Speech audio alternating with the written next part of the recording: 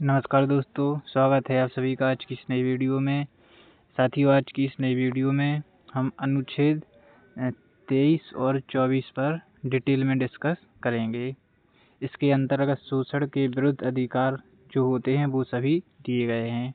इससे पहले की वीडियो में हमने समानता के अधिकार और स्वतंत्रता के अधिकारों पर भी डिटेल में डिस्कशन किया है। तो साथियों, हम सबसे पहले अनुच्छेद 23 के बारे में पढ़ेंगे। अनुच्छेद 23 में दिया गया है, मानव दुर्व्यापार, बलात्श्रम और अन्य बलात्श्रम के जो प्रकार होते हैं उन सभी पर प्रतिबंध लगाए गए हैं। इसमें साथियों मानव दुर्व्यापार पर रोक लगाने का भी प्रावधान किया गया है। मानव दुर्व्यापार के अंदर पुरुष, महिला और बच्चों की खरीद बिक्री पर रोक लगाने से है। अगला है महिलाओं और बच्चों का अनैतिक दुर्व्यापार। इसके अंतर्गत जैसे कि वेश्यावृत्ति भी आ जाता है। और दास और देवदासी पर भी प्रतिबंध लगाता है।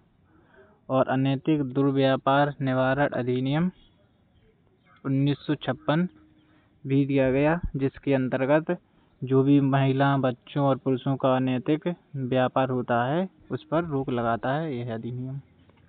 इसके अलावा बेकार शब्द दिया गया है। इस बेकार है, यहाँ बेकार नहीं, यहाँ पर बेकार है।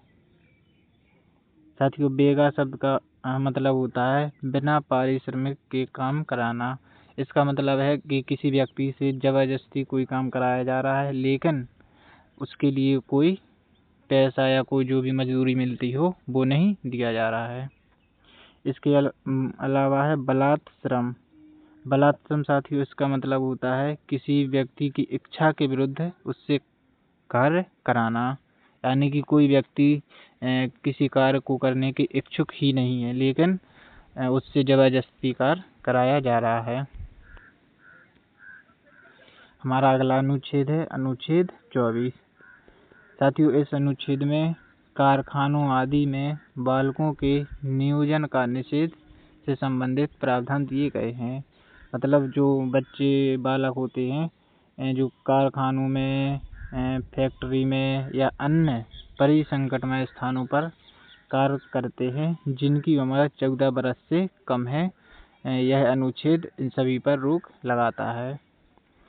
इसके अलावा और अन्य अधिनियम भी इसे रोकने के लिए निकाले गए हैं, जैसे कि बाल श्रम प्रतिषेध एवं नियमन अधिनियम, ये साथियों 1986 में आया।